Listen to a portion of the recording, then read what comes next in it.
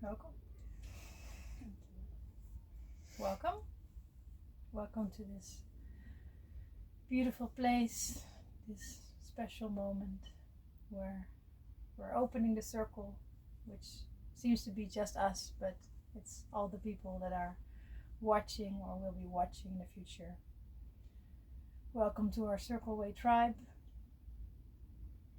We're here gathering to share our experiences with the tribe, with you, to get to know each other, for you to get to know us, for us to get to know each other maybe even more. I think it's possible. We know each other 17 years, but let's surprise each other. And we want to share about the Circle Way, about the culture we're building, the way we dream of living, the way we live today, the way this started out. Just any topic that just comes up for us, we just feel called to share. And you're invited to be part of this. And feel free also, maybe after this, it's nice if you have questions, because we want to do this more often, so that we can take your question and also be able to answer that. Yeah. So you're Anja, I'm Elisa, and we live here in a beautiful circly spot. And I think maybe it's just really nice if you really started this, if you want to start sharing what was the inspiration and what made you want to live in community.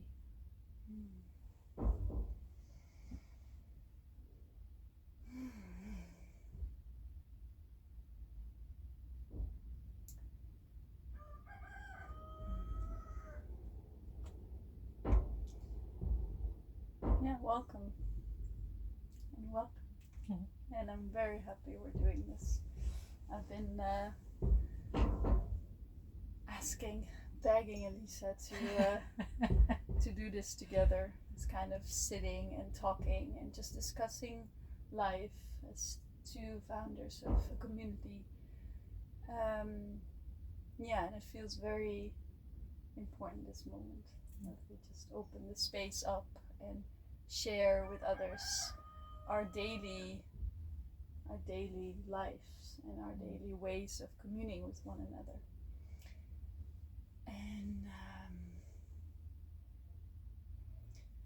when you ask me this question, so many things are popping up inside of me, and I think primarily when I really go back to the seed, you ask about the seed, I can really feel how it has started probably very early in my life. Like I really felt how, if I go way back when I was a child, I always had this sense of family that I didn't have really. I had a very small family which existed of 3 people, so it felt always like that I didn't have many people around me to support and to be around, but I knew it was possible. I had a strong sense of community presence around me, also with spirits, also with other existing forms that were around me, but not really in my life in present in a human form. And I guess that seed was just getting watered and getting a lot of inspirations from being drawn to things that were closely knit communities, either organizational communities or neighborhood communities, or things we have started in our lives, in our past lives, of starting social companies. And I felt always very drawn to authentic way of living together, where honesty, truth, and just also tears were shared. I guess that was for me a very early sign of like, this is real, compared to things that were just played out in society that were for me not true, or not feeling truthful. As a child already, I could sense like when it was authentic joy and authentic heart connections. I could really feel myself drawn to it, and how fastly I was not wanting to be present in things that were not that. So yeah, communing with spirit was then far easier and more aligned with me. And I think that the real active step towards a community, because for me a community separates itself from more neighborhood communities or company communities, and it separates itself from, you don't go home and you have another base, either your nuclear family or you're living alone or with a partner, and you just are segmented in fields. And for me that feels always very different, because that's where for me community encompasses actually your life, and you can still go out, still have your experiences, and still have your individual development happening, but a community for me means a whole lot of life unfolding and really building a strong family base of trust. And that woke up in me in the strongest sense of manifestation, I guess, like really wanting to set up communities and having heard a call for it when my twin daughters were born. And so you're hearing a window clapping because of the wind, so sorry for that. Yeah, when my twins were born, I got very much into a state of understanding that I wasn't living for myself anymore, but that there were two creatures that chose me as their mother and wanted to be guided by me, but I couldn't do it, actually. I felt so not ready, prepared, and not having the right environment around me, because again, everything is segmented. Sending them to daycare, going through whole segmentation process, because I had to work to earn an income, and I had to do this and that, and everything was just in a segmentation phase, so that the whole communing was actually not possible together. And I could see them a few hours a day, and then in the weekends we had this limited time because also other responsibilities were there. I was deprived of so many things actually in life that I longed for. I think it was also overwhelming, right? It's a twin, so it's like, I remember I was a little bit there too some days, and babysitting, but just like the amount of diapers and cries, and just all the time you're alert, and you're like also just developing your motherhood. So I think that is also something. Definitely, when you say that, it also brings me to actually, because of this heightened state of alertness, of care, of being a mother, taking care of two little beings, brought me into understanding that this was not the way. And in this heightened state of what do, I really got into this is not a way of living. Going inside of your box, being separated from actually everyone, with walls and with different patterns. It felt just not my life, my way, and I longed to be supported. I longed that other moms would be supported more, because of course in becoming a mother, you get to know all the other mothers, and you see just the beauty and the suffering happen at the same time, and you just see such a beautiful process of creation, of life force coming into creation inside of a human body and a being, and that's not being embraced really. There's so much suffering around that. And I think that was the seed that God watered more and more, and it started to grow, and I understood, and I got clear signs of, go and find yourself a community. Go out, seek, and you will find. And my journey of going to community started, experiencing, reading everything I could, and from there walking into, eventually after many many steps being taken, and you could say quite quickly, finding land and starting and just going for it, just how I always do things, just head first, having experiences be my learning way.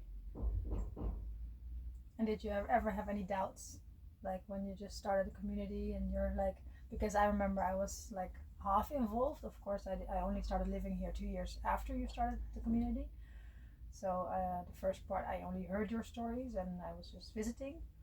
But were there moments where you thought like, oh my God, why did I do this? Like, was it like that rough, or was it more just ups and downs and learning? How do you? You mean during the whole process, or the first year, let's say, when it's just everything is new and actually you don't know what it's like to build a community, which is so heart based? Because of course we build companies which have a heart too, but it's not the same. This is like you wake up together almost, and like.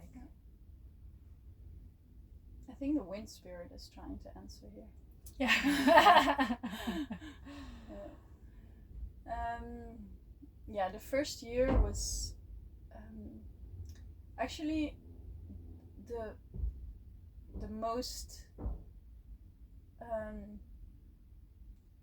I could say the really forming year, and the most forming year in the sense of coming to a place that was really calling.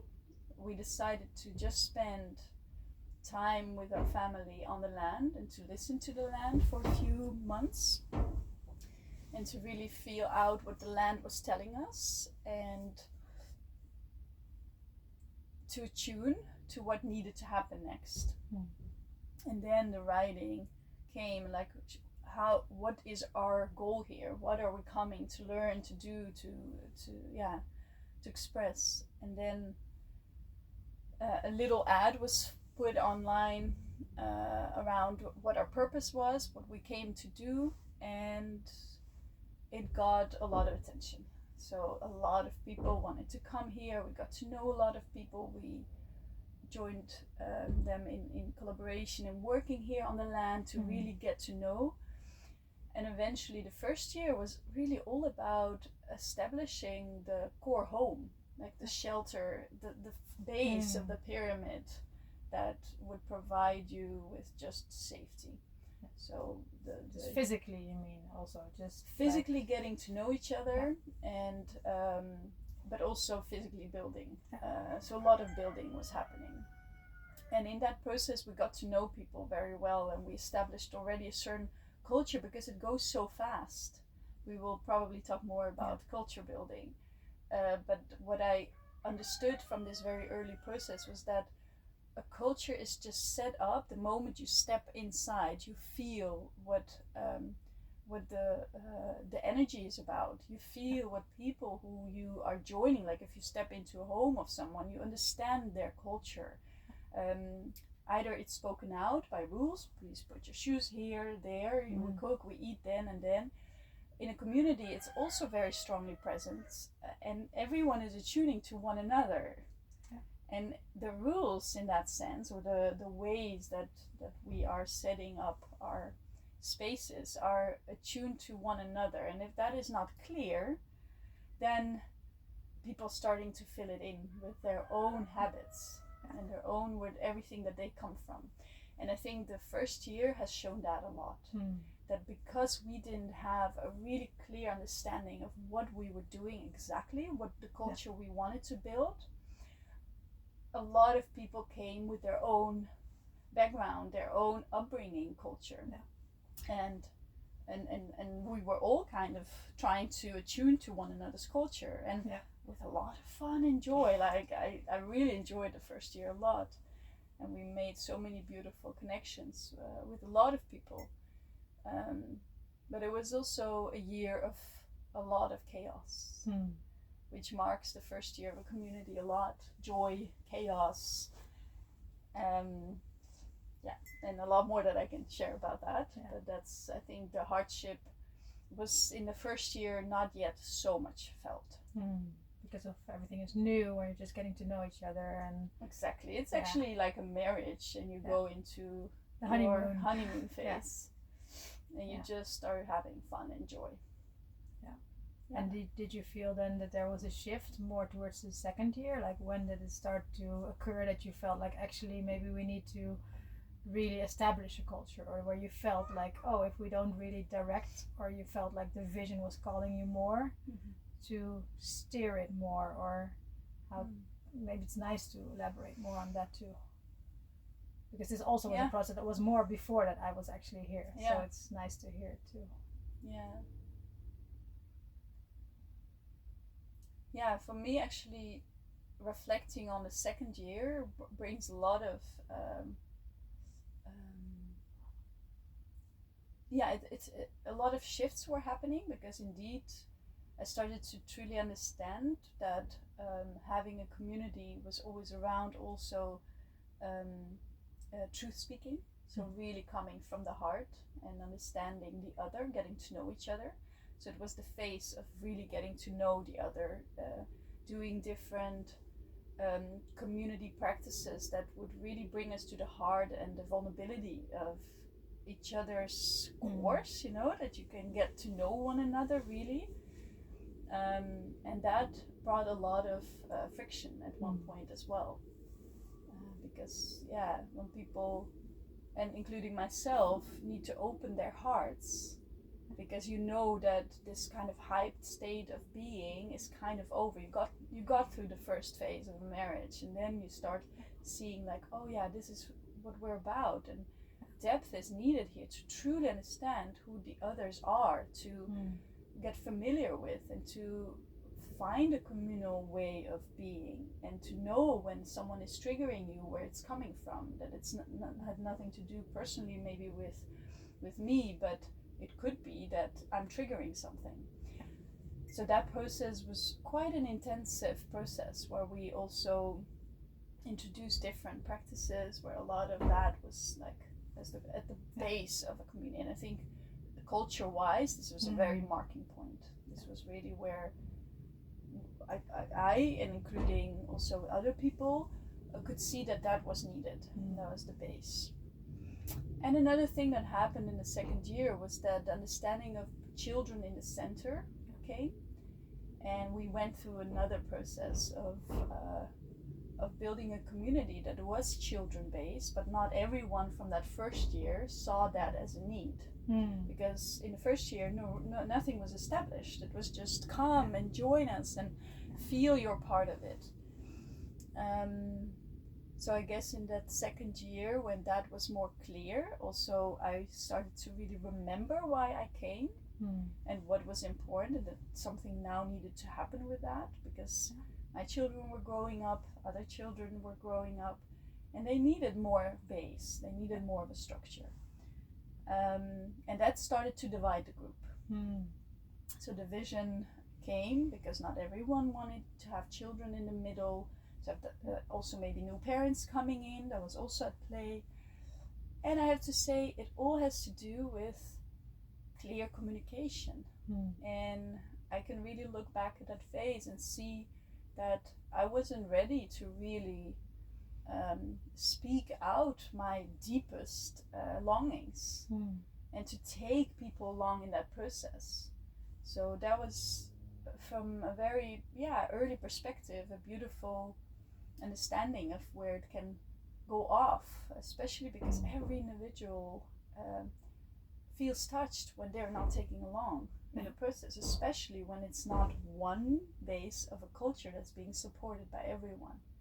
And we call it a culture. For others it could be a mission, a purpose. And I feel more and more that within a culture you can find your purpose that stands in the middle of your culture. But the culture is also the unspoken rules, which define your daily life, your daily habits, your daily flow. And do you, because you're saying about communication, that it was hard for you at that time to really stand in your truth and what was really the vision that was coming through? This is my words, of course, but what helped you to get to the point that now I feel you're completely aligning? We're always talking about like feeling into the dream, into the vision, so we're now in the core of this. And of course there was a whole period of change. Is there something you want to share about what made it possible for you to step into that power and just accept that you also have this role of feeling the vision and bringing the vision.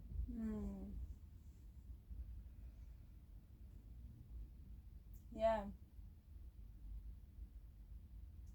Yeah, to answer this maybe the most honest way, I feel it has to really do with the acceptance of who I am, my role within a community, and accepting others in a far more authentic way than I used to do. And I think if I look back at not having an aligned purpose and vision that is able to be spoken out, also, like, of course you can share it non-verbally, but we have received this gift of voice, and the voice and words have a certain connotation and certain vibration that ring through our hearts, through our whole body. Our system is attuning to it, and when we are aligned on all these levels of our heart, our voice, our also our trauma body and system is there as well, because it longs for this. This is why traumas are then suddenly being surfaced, because they are finally having a safe home to come out. And I think once I went myself through all these phases, but doing just a lot of inner work, being guided by beautiful mentors, shamans, like so many different perspectives I got on what it takes to become a human being with an aligned core, basically. And this is still a very deep process for me, because I feel every time I know more about it, I know that there is so much more to look into. And once this work started for me, I started to really embody and be okay with that I can be someone who comes with who has a certain call to have the vision come through them, and that I can listen to that, and that it's actually a gift. It is a gift. Yeah, and before it was more like, oh, what will they think of me, or what will, it was always like there was a little voice inside of my head speaking, you are not supposed to do this. And that is the patriarchal way of denying actually yourself a certain power, because it doesn't fit the overall systematic power that we know in our society. And I think once I understood that I'm actually a channel for a good that I'm bringing in the world, I could really start relaxing more into it, and trusting my base, and trusting others to come with their course. And if that fitted, if the culture that we're building is aligning and it fits, and everyone's gift can come through, that is really the power of setting up a community together. And we can go more into that, because I think we're now starting to see the real gifts that each one of us is bringing, and we're starting to uncover more of them. And there's more to come. We don't know yet. Exactly. Yeah. And I think it's beautiful also what you share, because I hear it more from the gifting, that it's so important that everybody feels heard and is seen. And of course it starts also by acknowledging yourself, so what you just expressed for yourself, but it's the same for me, but for everyone who was here or who is still here. Like, do you really recognize your own value? And then can you accept that you have a special role? Because it doesn't make you, because I think in this case people start to talk sometimes about that maybe you're like the visionary or you're the founder, and then it makes you, they put you on a pedestal. And that's, I think, also something you really didn't want. You wanted to be just on the same level with everyone, because it's a circle way, right? It's a circle. We're all sitting around the circle. There's not one person who's the boss and one person who's just doing what the other person says. It's not patriarchal society. But I think there is something about accepting this special gift without making it about equality or non-equality. Because the equality is the fact that we accept and recognize ourselves and each other for who we are. And I think that's also a process that I've seen like fluidly, and of course we talked about it too. Yeah. But it's also like gradually we got more into this and just feeling like, yeah, it's just part of it. Just like what Tamarak Song said in the other beautiful wisdom sharing, like a community is being held together by a vision. There needs to be a vision. Otherwise you're just a beautiful group of people living next to each other, and you help each other sometimes, and it can be super nice and comfortable. There's a beauty in that too. But if you really want to be a clan or a tribe, you need this vision, and then somebody needs to step up first to dare to step in the light and say, okay, I have a vision, I feel a vision. And then what you said, everybody can join and everybody can feel, if they feel it's also their vision, they can collaborate, you can add to it. I mean, yeah, I think it's very beautiful when you say it this way, because what I hear also is then suddenly trust comes in the field. And for the last 4 years it was all about a culture of trust building. And when I look into this, I could really align with that, trusting yourself as a base of where you're coming from, seeing if you're off, and then being able to forgive yourself and forgive the field that you created, and to voice that then as well. That's of course a 3-layered process. And then the building of trust comes here so deeply, because once I get that you are coming with your gift, and whenever you do that, you're serving the bigger purpose that we are holding here together, this culture of trust creation. You are in service of that, and who am I to then think that doesn't align, or it's like there's so many ways that we then suddenly see this is building something from the ground up, and this is adding to that beautiful cake. You're adding more strawberries, I might add kiwis or whatever it is, but it's being built up, and we can enjoy that bounty, and we can enjoy all of this together. And I think that is where the purpose comes in. It's understanding that we're building this together, and attuning to that, attuning from the heart to the heart of this something we're building. And then we can rise above our egos, we can rise above everything that we have preconceptions about and belief systems about, that it should be about me, that I'm the one who needs to stand in the center and be strong. No, then you can really remove yourself and see the field, but it needs to come from everyone aligning on that purpose. Because otherwise we're having a little bit of cake there, cake there, and everyone their own cake spread around, and everyone their own cake. It's beautiful. And also it's nice that you started to talk about trauma as well, because I feel, of course, we're working towards this higher frequency where we're in this trust, right? But still we have to acknowledge that there is trauma, and there is also mistrust, and there's everybody has had something happen in their lives where you're like, okay, I really thought I could trust, but I can't, either yourself or somebody else. So I think this also, I mean, how many hours did we spend talking about this? And it's just maybe nice to explore like what is also necessary for deep trust is to acknowledge also deep emotions and to allow them, right? Because sometimes anger needs to come out, and sometimes sadness needs to come out, and also maybe sometimes words of mistrust have to come out, so we can see what's actually, and then it hurts somebody, you're like, oh wait, actually this is my own mistrust in myself. And I think you should never try to skip that. And I think it was such a valuable time that we spent these hours and days talking about it, and then growing towards the trust as well. I love this, because on the porch just this morning we were talking about our early childhood, and how even though some of us might have experienced beautiful childhood in our memories, there is a suppressedness in emotional expressions, and how we carry that one way or another. That's the generational trauma field that we're in, and I feel that this is something we as this generation, the following generations, will be will be having this challenge as well, to really say we are okay with that all emotions are allowed to be here, and that makes us who we are, that makes us beautiful beings. Yeah.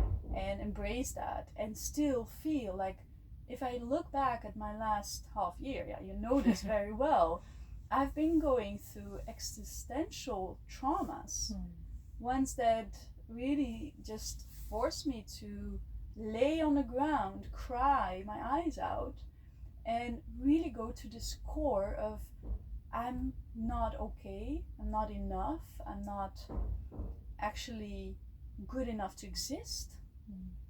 And when I tune into this, I really know that whoever triggered that, either a loved one, a friendship, or whatever, that trigger is not what it is.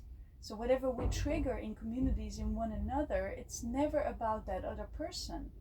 It's about our youth trauma, and what happened with, in this case, my mother and my non-existing father.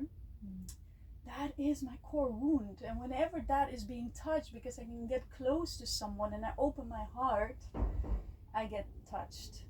And that touched field suddenly creates stories, and we go into protecting ourselves, and we go make ourselves strong, and we want to put shields up. Be independent. Yeah, and feeling alone. Like, this is an essence of also my life story, somehow always feeling a sense of aloneness. But when I really dig deeper, and I can really now come into this presence of like where it comes from, I can really understand that it has to do with my childhood memories, and even beyond that, my grandmother's memory of, as I started exploring that field. And that's the beauty of communing with one another around this, is that once one trauma is being seen and held in a safe space, we're creating such a beautiful healing field, so that other people can really tap into their trauma field, because eventually all our traumas have the same core essence. We experience different stories, different lifelines, but it is very much the same. And when we start tapping into that field, we heal. When you heal a part of yourself, you heal also my field somewhere. I see that, I feel it because then tears can flow from my body, and I can hold you and hold myself.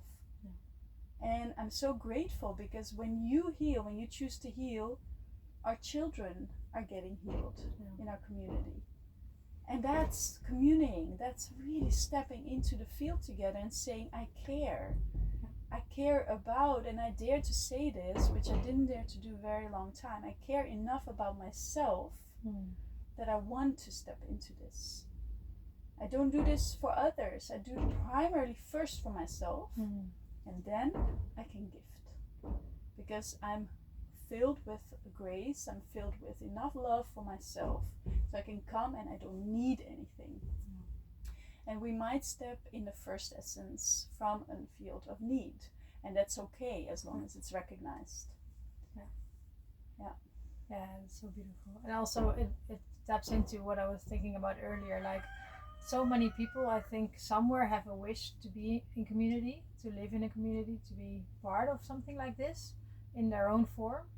And I think I'm just wondering if this is maybe the reason why for many people it's so scary, because it is like there are many triggers, and you will be seen and you will be challenged, because like when there's triggers, we have truth speaking, and it's like we always tune into our hearts, and we want to be compassionate, but also sometimes you're just triggered and you can explode, or you can just be like wanting to run away, or so it's not it doesn't feel like the easy way, like no way. So I can imagine more now than ever that for many people it's just such a big step, that there's a longing and maybe discontent in their current lives, but that still the step to actually go and live in a community is just overwhelming. And I think I would love to give encouragement to people to just try it out, or just to feel that it is possible, that we really can hold each other, and you can also be safe with yourself, with each other, and it's also maybe nice to explore that, like what your look on this is, because you've seen so many more people even who visited us and or stayed some time or a year or. Yeah, such an important question. Yeah, and we of course get so many. Yeah, it's like maybe there were 100 people the last years that visited us, explored, living with us in different ways, and each one brought a really beautiful gift. Yeah. And brought in their backgrounds and where they came from, but also a very deep longing, which is the same for everyone. Everyone that steps inside of any community holds an essence of, I can remember a sense of home. And I know my people, and I'm saying my people in a very profound way, because my people are the ones who you are wanting and willing to build a future with, and who are also seeing you and the vision that you're holding together as something so profoundly needed in this world that you are able to step over something. Step over something of the woundedness, of the thought processes that prohibit you to go there. And that longing needs to be so strong for that creation, and that's where I think a lot of times is where children are a guiding force. When people go into their rites of passage and become a father, a mother, an aunt, an uncle, suddenly they see a shift. They see that they are not the ones that life is all about, and suddenly their identity gets a little bit wobbly. And they're in service. They're stepping into a service moment in their lives. That is often the key moment. And for some, like I feel that the youth right now, like we're not that old, but we're getting, we're in we're the younger parents right now. But I see that working also with children right now, I see how they are seeing that. They're seeing that something is really not going well in our world, in our society. And they're stepping into the service of a higher good. And we are all programmed to do that because we care. In base, we care. Or we're asleep and we're in service of a system that is actually just feeding us crap. But we care, and when our eyes can be opened up to see the world for what it really is. And is it about love? Is it about care? Is it about truth, trust? Or is it about making more money? That's a very black and white division we can make. And when you have this sense of, I know that more can happen when we are in more loving connections, you need to step up. And you're doing that. And I see people doing that. And then comes the step of, okay, am I accepting that I need others for that? Or am I going to sit on my little cake from my little island and add delicious toppings and create an iceberg and sit there? That won't serve the whole. That will make you more isolated, because you just top up your gifts or give them actually for others to create more wealth and power. But when you really step up in the field of love and care and service for the world, for Mother Earth that's deeply suffering, we start to turn something very deep inside of ourselves. And we start to really understand, this is my call. I need to serve the Earth. I need to serve as a guardian of this planet. And I need to create something new, something old, something that has existed and will come now in different forms, because we have our own evolution we went through. We have we are creators, and we have come with very high consciousness on this earth right now. Then if you're called to that, then going into community will be a very important call. You will hear it. You will hear the call of like what we have explored very often. You know that call is there, because all these people and all these mirrors are actually amplifying that field. And even though it's so scary for that little ego and identity that is maybe crumbling somewhere as well, it is also recognizing that, because it's such a higher call, so that little girl or boy inside of ourselves can just rest, because the community is holding something very big together. And that creates trust. That creates trust in a field, because there's a rhythmic way of looking at every day and what we honor and what we care for and how we are together is suddenly really very much seen by as much as the higher knowing as the little child inside of you that is actually longing for this. And then there's trust within our systems and between all the other people that are also choosing every day to step in the field and follow the pillars of a new culture. And I think that that's where it becomes more safe. That's where you feel yes. And when these stories are then able to be shared with others, then there will be more people joining. I truly believe that this is already present. So many communities are out there that are trying to rebuild a new culture. And we are one of them, and we have a certain approach. And I would really suggest, like you said, like what would you advise or say? I would say find what speaks to you, find your core, and find a way. And I think our core is also very defined, and it's maybe nice to go there as well, because that's marking us, and then the connection can happen. It reminds me also, just because I mean Tamara and Letty are such beautiful people to always like to share about them. Last wisdom sharing that Tamara was sharing about the dance. It's like, okay, if you just want to find a community for you, you have to see if you're dancing the same dance, right? Because if one is dancing the polka and the other one is dancing the flamenco, then it's gonna be difficult, right, to really dance together. Or maybe somebody's trying a dance and then you're not really ready to go into that rhythm. And I think that's just such a nice metaphor for the way that you can just see what speaks to you. And of course it's really nice to talk more about what our vision is and what we embrace, so people can also feel that resonates with them.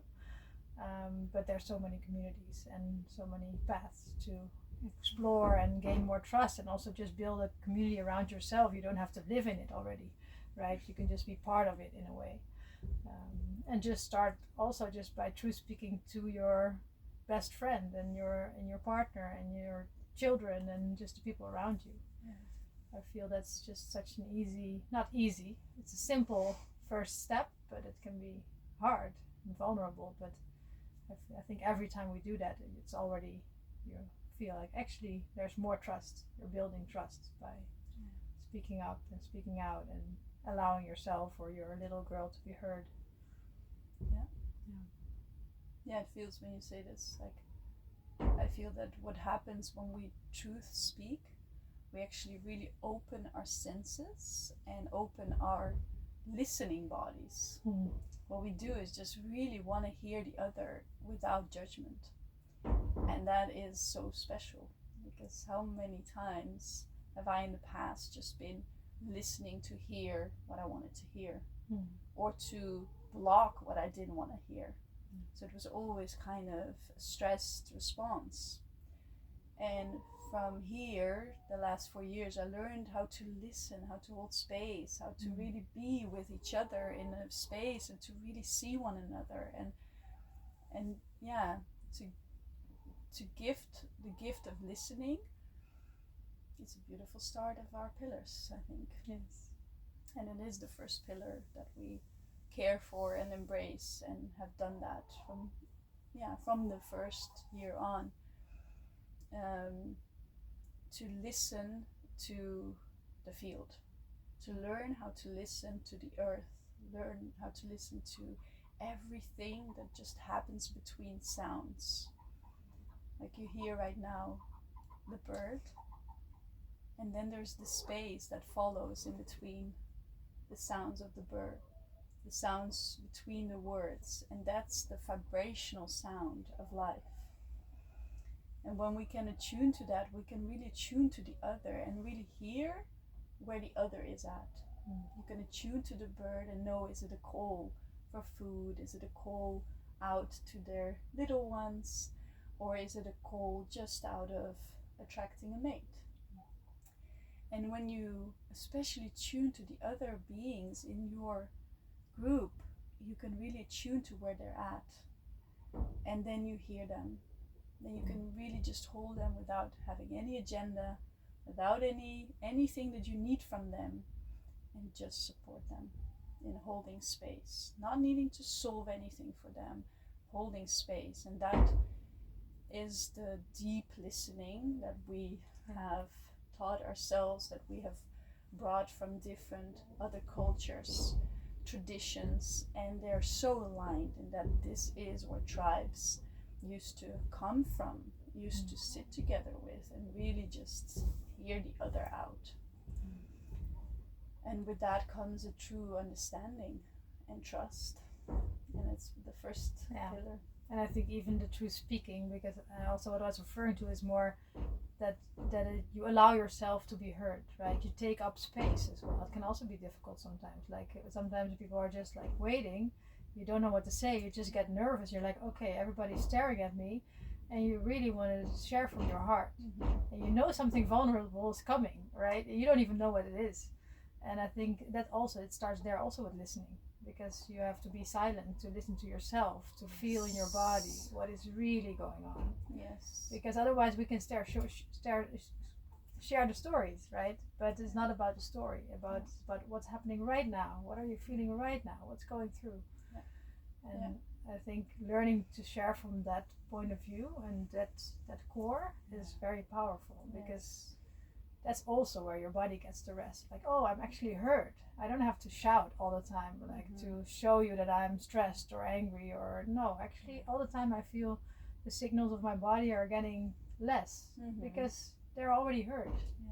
So this is also like hearing each other and hearing yourself. Yeah, and I think that what in our culture has happened is that we lost safe spaces. And in a safe space where this is met, where your need to speak your truth in an authentic way,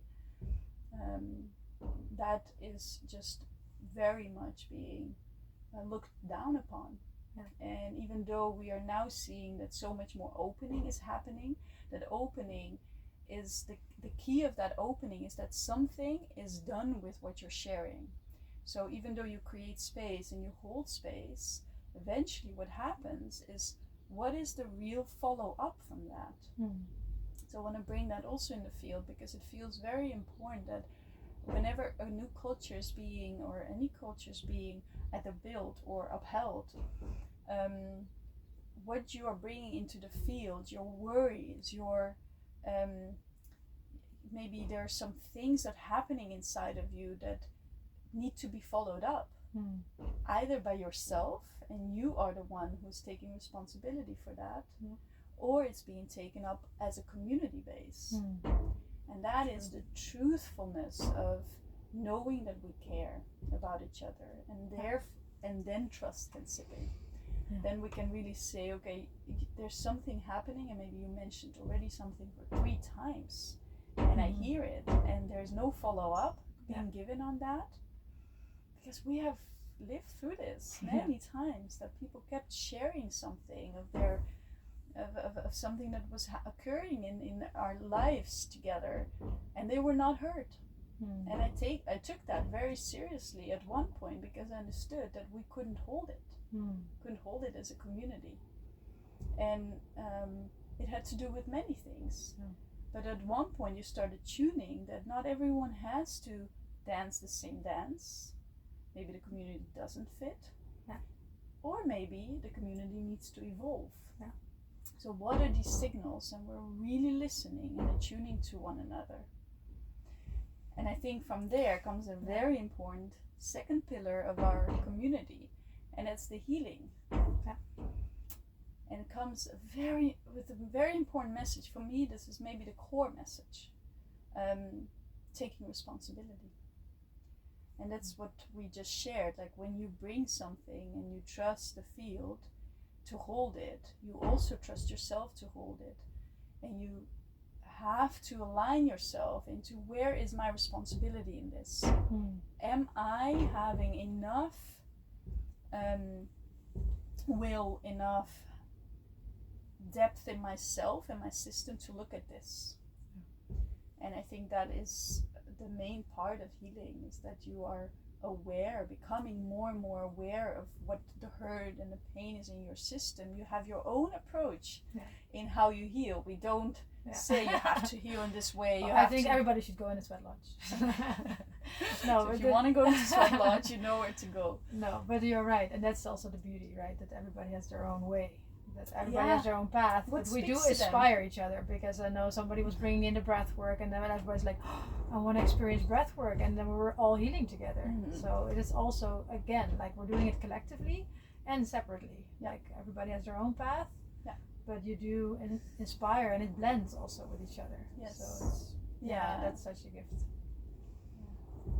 And healing and taking responsibility is like two parts of the same coin, because eventually when we can really feel what's happening in our systems and feel where we're coming from, where we're speaking from what base are we coming?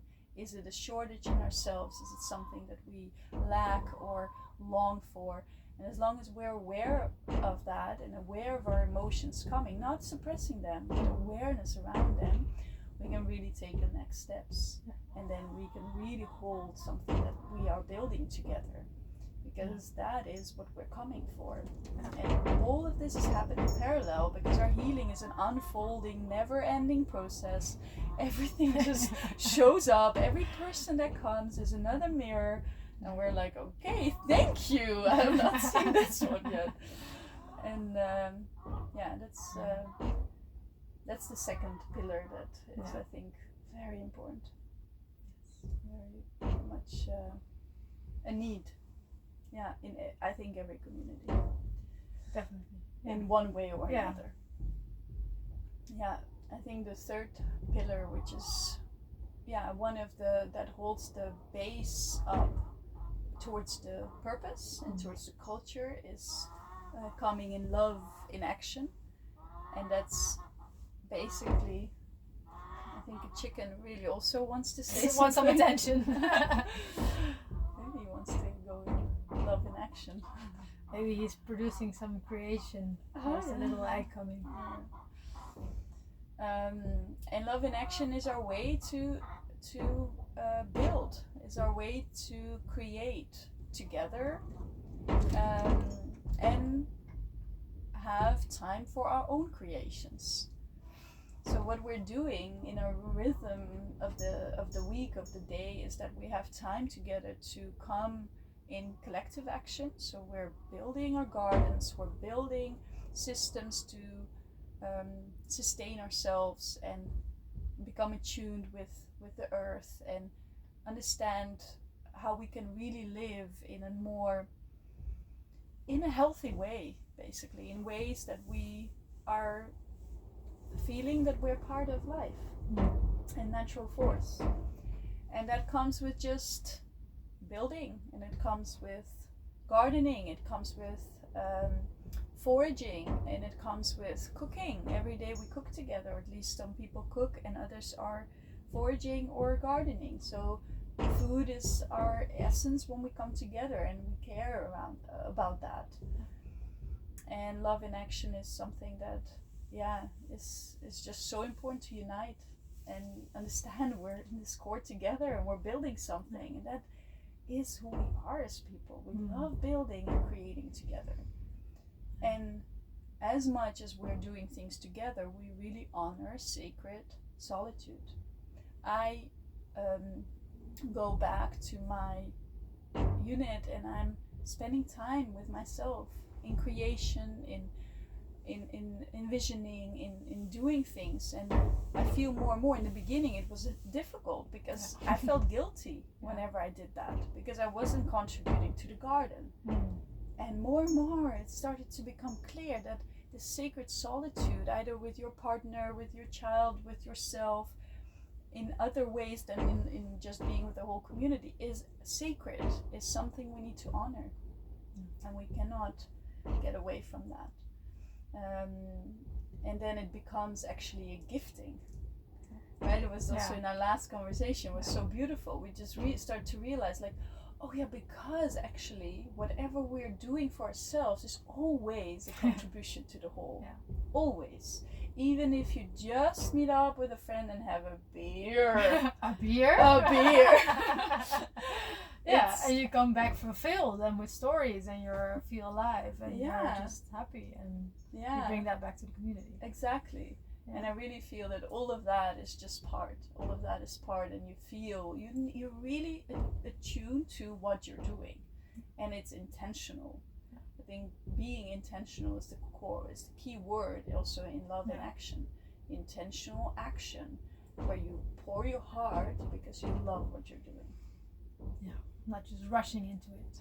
Yeah, I also learned to appreciate so much this moving as one, right? Every time you realize that if you're doing something by yourself, and sometimes you're like, you get a little grumpy, and then but you're doing something, like, even if it's something you don't even like it's just like garbage things or just cleaning or something, I still have something negative against it. But then we're doing it together, and all of a sudden it's like, it's fun, and we're just cleaning, and everything is clean, and after 2 hours, like, we cleaned everything.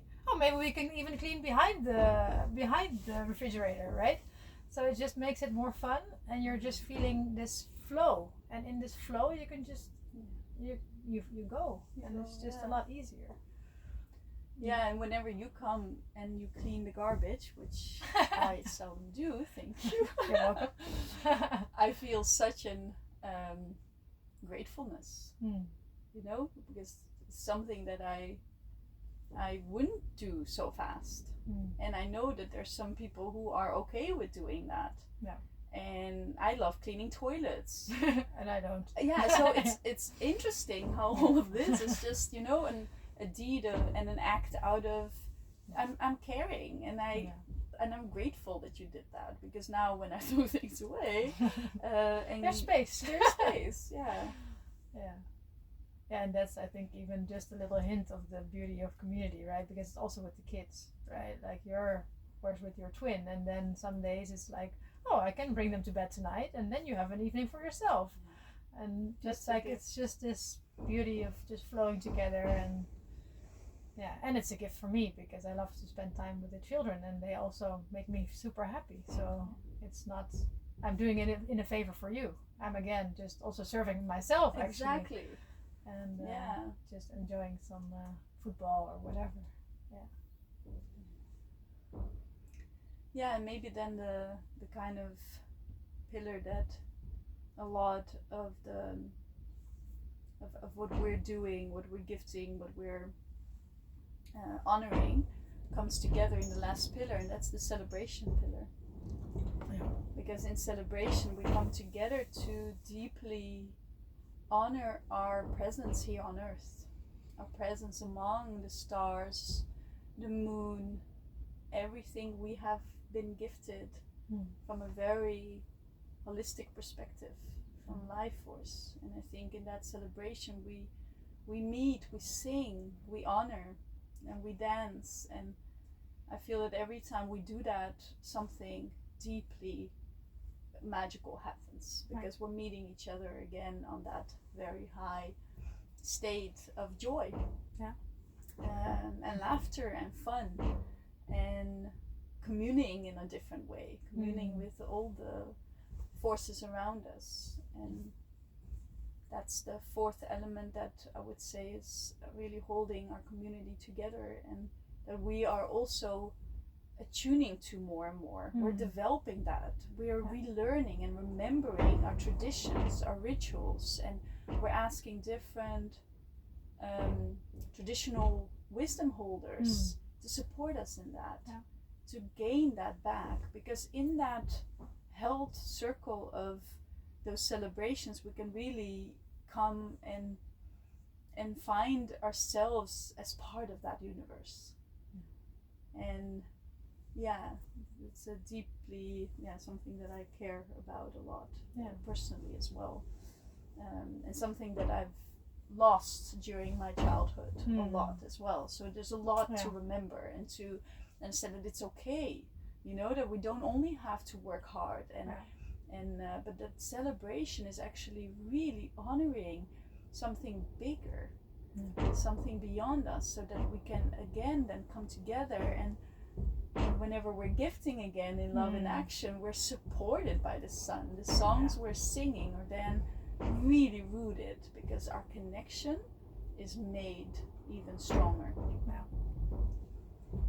Yeah, it's just funny because we had a lot of celebrations because of birthdays, of course, which is one of the celebrations that we did keep in our culture, right? We're celebrating people, but then how are we celebrating it? Usually, it's just with a lot of gifts, which is usually material gifts, which is it also has its purpose, of course. But it's like it was really nice also this year that we were having these celebrations and we're actually celebrating the whole family line, right? You just feel like with your girls, and then we're also celebrating you and your mother actually, and your father even, and all your ancestors, because it's just celebration of the whole. And of course it's their special day and they can feel that, and that's also important. But and then I think all these other ceremonies, I just feel some of these ceremonies, they are really like imprinted in my mind because they were so deep and they really shift something in you. And that's it's not even possible to explain that in a moment like this. But I'm very thankful for these ceremonies, and I actually can't wait to have more of them. Coming full moon celebration. I think maybe that's nice to just maybe invite people, then I think that feels for that it's rounding it up for now. Or is there something you feel like really wanting to share? No, I also feel the same as you. To feel invited. If you have this call to visit us, if you have this call to come here and experience this life together that we are just describing, feel invited. Feel that you're always welcome to join us in gatherings, in celebrations, in any ways that what we are offering online. You can just go to a program and write us if you, for example, want to ask something. We're quite open. We would love to hear from you, and we're also just developing everything. So maybe there's even something that you feel like, oh, I would love this way of contributing, or this way of exchange or visiting, and we didn't even think about it yet. Or just give us a call, or just let us know, and then we're open to also collaborations. Or I think that's it. Thank you.